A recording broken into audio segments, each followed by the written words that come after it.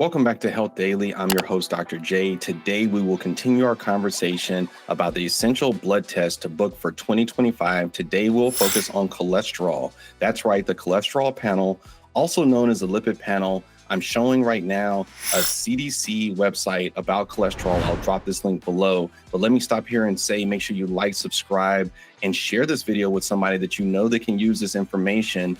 Heart disease is still the most common killer among Americans and humans in this world. So there is a lot of people that you can share this with. I know I'll share this with my family and friends. Let's get started. And I'll start by showing this LabCorp sample report that we'll use to talk about each one of these components. But first, what is a cholesterol panel? Also known as lipid panel, it's a blood test that's used to measure the levels of different type of fats in your blood, including cholesterol and triglycerides. Well, let's talk about these components that you see listed here. And you've probably seen this before if you've ever gotten labs before. But the first one is total cholesterol. It's the sum of all cholesterol in your blood. Next up is triglycerides. This is the type of fat that when present at high levels can increase the risk of heart disease and pancreatic inflammation. You know what pancreatic inflammation is? The pancreas gland.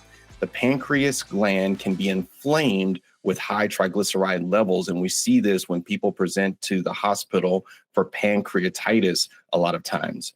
Next on the list is HDL cholesterol. HDL cholesterol is also known as the good cholesterol. This is because it can help remove LDL cholesterol, or the so-called bad cholesterol, from the blood, reducing the risk of heart disease. And you can increase this by making sure that you increase things like extra virgin olive oil, salmon, that great part of the salmon that you get rid of that has all those great omega-3s. There's a lot of different ways that you can help increase your HDL cholesterol. The LDL cholesterol and VLDL cholesterol are next. We'll clump those together. This is often referred to as the bad cholesterol. It's because it can build up in the arteries, increasing the risk of cardiovascular disease. But we can go to a step further. There are also subcomponents of LDL cholesterol that are not mentioned here. And this is important because certain parts of the LDL cholesterol can be more frequently associated with high risk of developing plaque formation. And so these subcategories, there's three different types. There's the large buoyant, there's the intermediate, and the small dense.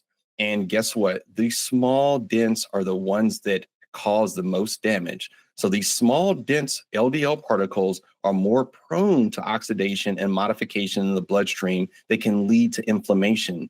That doesn't sound good. It's because it's not. Why do you want something to lead to inflammation? I don't. Let's talk about one other component that's not mentioned on here, but definitely worth mentioning. And I'll show this tab here. It's called lipoprotein A, or LP little a. Lipoprotein A is something that you should maybe ask your health provider about, especially if you deal with high cholesterol. Why is that?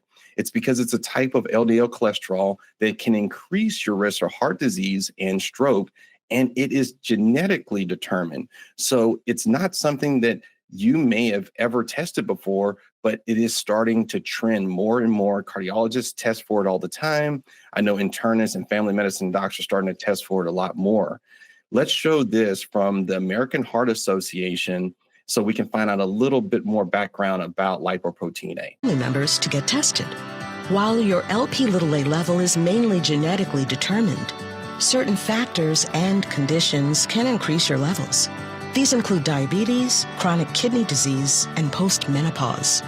Additionally, ethnicity has been found to play a significant role, with individuals of African descent and South Asian populations having the highest Lp(a) levels.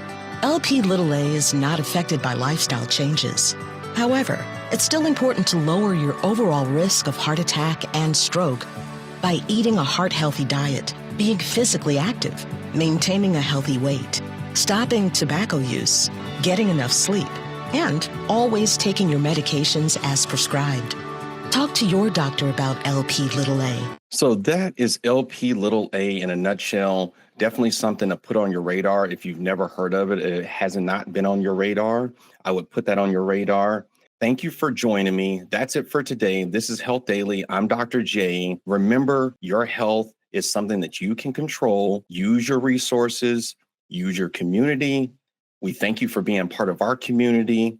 As always, I'll see you tomorrow.